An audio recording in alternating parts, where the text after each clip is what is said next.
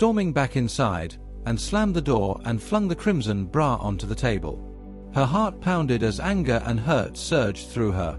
"What is this, Nonso?" she demanded, her voice sharp and trembling. Nonso turned, startled by her tone. "It's for you, my love," he replied, his voice calm but laced with confusion. "For me?" Anne's voice rose, her eyes blazing. "Do you think I'm a fool? Who is she, Nonso? Who is the other woman?" Like and subscribe. The sun had barely risen over Umudu Kingdom, casting a soft orange glow over the village. Anne stood by her kitchen window, her eyes fixed on her 6-year-old daughter, Ada, who giggled as she cradled her beloved doll. The gentle sound of Ada's laughter brought a fleeting smile to Anne's face. Life had always seemed kind to her, or so she thought. Married to Nonso, a tall, charming man with an enviable career, and believed she had everything she could ever want. Their home, nestled amidst lush greenery, was the envy of the village. It stood as a testament to their success and love, a haven where their family shared moments of joy and laughter, and often thanked the heavens for blessing her with a life that many could only dream of, a devoted husband, a bright daughter, and a picture-perfect existence. But beneath the veneer of perfection, cracks began to form, and couldn't shake the gnawing feeling of unease that crept into her heart. Life, unpredictable as ever, seemed poised to test her in ways she couldn't foresee. As the warmth of the morning sun bathed the kitchen, Anne couldn't help but wonder how long her idyllic tale would last. Nonso adored and never missed an opportunity to show his love. He was the kind of husband who found joy in the little things that made her happy, often going out of his way to surprise her. One sunny afternoon, while running errands at the mall, his thoughts wandered to Anne. As he strolled past the lingerie section, a sleek, crimson bra caught his eye. It was bold, elegant, and exactly the kind of thing he imagined would make Anne's cheeks flush with a mixture of surprise and delight. She would look stunning in this, he thought, without hesitation, adding it to his purchases. That evening, Nonso returned home later than usual, the faint traces of exhaustion visible on his face but his heart light with anticipation. He carried several shopping bags into the house but, in his haste, left most of them in the car, including the one containing the crimson bra. After settling in, he realized he had left his laptop in the car and casually asked Anne to retrieve it for him. Eager to help her husband, Anne stepped outside, the cool evening air brushing her skin as she opened the car door. Her eyes immediately fell on one of the shopping bags. Peering inside, she froze. There it was, the crimson bra, bold and beautiful but entirely unfamiliar. A chill ran down her spine. The questions flooded her mind faster than she could grasp them.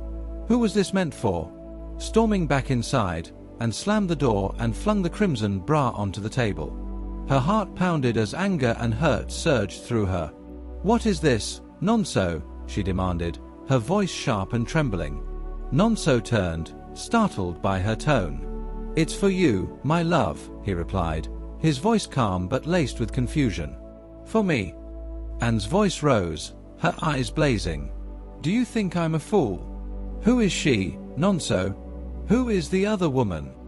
"There is no one else." Nonso protested, his tone pleading.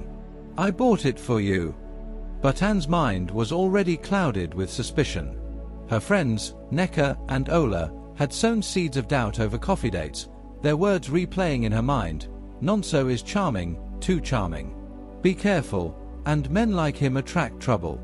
Now, those warnings echoed louder than his denials, poisoning her thoughts and twisting her trust. That night, Anne lay awake, her back turned to Nonso as doubt consumed her thoughts. The warmth of his presence, once comforting, now felt like a reminder of her growing suspicion. She replayed the evening's events over and over, her heart heavy with unease. The cracks in their marriage deepened as her friends, Neka and Ola, continued their insidious counsel. One afternoon, during their usual coffee meet-up, Neka leaned forward with a knowing smirk. "And, I've been meaning to ask, why does Nonso drive the latest car while you're still stuck with that old one? Don't you deserve better?" Anne hesitated, her brow furrowing. "I never thought about that," she admitted softly. "Well, think about it," Ola chimed in, her tone sly. "He's clearly selfish. A man who truly loves his wife would put her first. Their laughter was light, almost playful, but it carried a sharp edge. And left the cafe deep in thought, her trust in Nonso eroding further. Behind her, Neka and Ola exchanged knowing glances. "She has no idea what's coming," Neka whispered, her voice dripping with malice. They laughed, their true intentions hidden behind carefully crafted smiles. Tragedy struck on a gloomy, rain-soaked evening. Nonso's car collided head-on with a speeding truck on the slippery highway, and was in the kitchen, preparing lunch, when the phone rang. The tremor in the caller's voice sent chills down her spine. Grabbing Ada, she rushed to the hospital, her heart pounding with dread. The sterile smell of antiseptics filled the air as she entered the emergency ward. Her breath caught when she saw Nonso lying unconscious, his face pale and motionless, his leg heavily bandaged. A doctor approached her with a grave expression. "Mrs. Nonso, the accident has caused a spinal cord injury. I'm sorry, but he will be wheelchair-bound for life." Anne's knees buckled as the words sunk in. Tears streamed down her face as Ada clung to her tightly, whispering, "Mommy, is Daddy going to be okay?" Anne couldn't answer. When Nonso finally came home, the vibrant, confident man she had married was gone. His cheerful demeanor was replaced with silence and despair, and took on the exhausting responsibility of caring for him, bathing him, feeding him, and wheeling him around the house. Each task was a reminder of the man he once was and the life they had lost.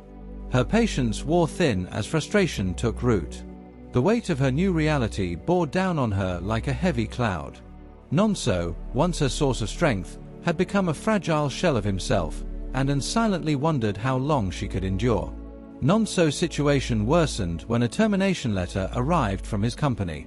The cruel twist of fate was that Bernard, his closest friend and confidant, had been given the task of delivering the news. Bernard hesitated as he walked up to Nonso's house, his heart heavy with guilt and sorrow. "Nonso," he began gently, stepping into the room where Nonso sat in his wheelchair, "the company has decided to let you go. They claim your condition limits your ability to contribute." Bernard's voice cracked slightly as he spoke, knowing how deeply those words would cut. Nonso froze for a moment, as if the weight of the words needed time to sink in. Then, as if a dam had broken, he burst into tears, his cries echoing through the room. "After everything I've done for them," he wailed, his voice filled with despair. "All the overtime, the sacrifices. How can they abandon me now, when I need them most?" Bernard knelt beside him, placing a steadying hand on Nonso's shoulder. "I'm so sorry, my friend," he said, his own voice shaking. "But this is not the end for you. You'll rise again. Don't lose hope. I'll be here to help you through this, no matter what." But hope felt like a distant dream. The family's savings dwindled rapidly under the strain of Nonso's medical bills and daily expenses. Anne's resentment grew with each passing day, her frustrations finding fuel in the whispers of her friends. "Anne, you're wasting your youth," Neka said one afternoon, her voice dripping with persuasion. "Why should you suffer for someone who can't even provide anymore? Use what's left of your savings and buy yourself a proper car. You deserve to live." Ola chimed in, "Neka's right. You've sacrificed enough. It's time to think about yourself for once." And hesitated, guilt and temptation warring in her mind. But as days turned into weeks, their words replayed endlessly until they drowned out her conscience. Eventually, she gave in to their advice.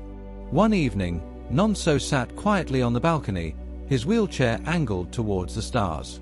The night was still, his thoughts heavy. Suddenly, the low rumble of a sleek engine broke the silence. He turned his head just as a brand new luxury car rolled into the compound, its glossy finish gleaming under the porch light, and stepped out, her face alight with joy. She looked at Nonso, her expression a mixture of pride and defiance, while his heart sank. "Whose car is this?" Nonso asked, his voice trembling as he struggled to keep his composure. "It's mine," Anne replied coolly, her tone devoid of emotion. Nonso's face fell. "You spent our savings on this? While I sit here, helpless, and our daughter needs security." Anne's expression hardened. "I won't let your illness hold me back," Nonso. I deserve to live my life, she snapped, her voice sharp with frustration. Without waiting for his response, she turned on her heel and walked away, leaving him staring after her, speechless. Nonso was devastated. The woman he had once known, gentle, loving, and supportive, seemed to be disappearing before his eyes. But Anne's transformation was far from over. With her newfound confidence and the encouragement of her friends, Anne began to reinvent herself. She started dressing more extravagantly, her demeanor bolder. Soon, her nights grew longer as she stayed out late, meeting wealthy men introduced by Neka and Ola. Nonso couldn't ignore her increasing absences. "Where were you last night?" he asked one morning. "I'm working hard to keep us afloat," she replied, her tone defensive, her eyes avoiding his. Nonso felt his heart sink further, realizing that his wife was slipping further away with every passing day. One evening, Bernard stepped into a bustling cafe, intending to grab a quick coffee. But the scene before him made him freeze. There, in a corner booth, sat Anne, laughing and holding hands with another man. The man leaned in, and their lips met in a kiss. Bernard's heart sank. "Anne!" he shouted, his voice cutting through the chatter of the cafe. Anne turned, her eyes wide with shock. "Bernard, what are you doing here?" she stammered before regaining her composure. "This is none of your business." Bernard's eyes burned with anger. "None of my business. Your husband is at home, broken and relying on you, and you're here with another man? How could you?" Anne's face hardened. "You don't understand my life, Bernard. Stay out of it." The confrontation left Bernard deeply troubled. That night, he couldn't keep the encounter to himself. He visited Nonso and sat across from him, struggling to find the right words. "There's something you should know about Anne," Bernard began hesitantly. "I saw her at a cafe, with another man." "I'm so sorry, Nonso." Nonso sat in stunned silence, his face contorted with pain. Finally, tears began to stream down his face. "I trusted her," he whispered, his voice trembling. The following morning, Anne packed her belongings with a chilling resolve. As she zipped the last suitcase, she turned to face Nonso and Ada, her expression devoid of emotion. "I can't do this anymore," she said flatly. "I'm tired of the suffering. I want a divorce." Nonso's heart sank. "And, please don't do this," he begged, his voice trembling. "Think of Ada. Think of us." But Anne's face remained cold. "I've thought about it, Nonso. I deserve better. I need to live my life."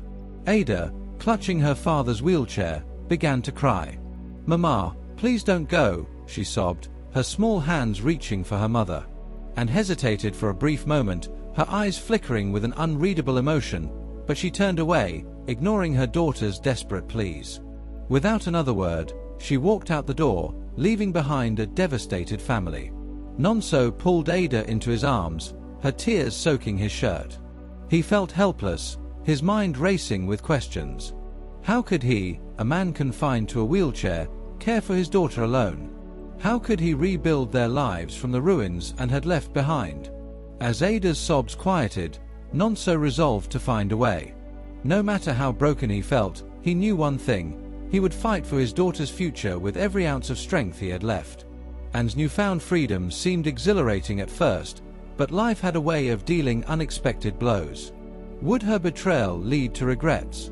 Could Nonso rise from the ashes to reclaim his life and protect his daughter?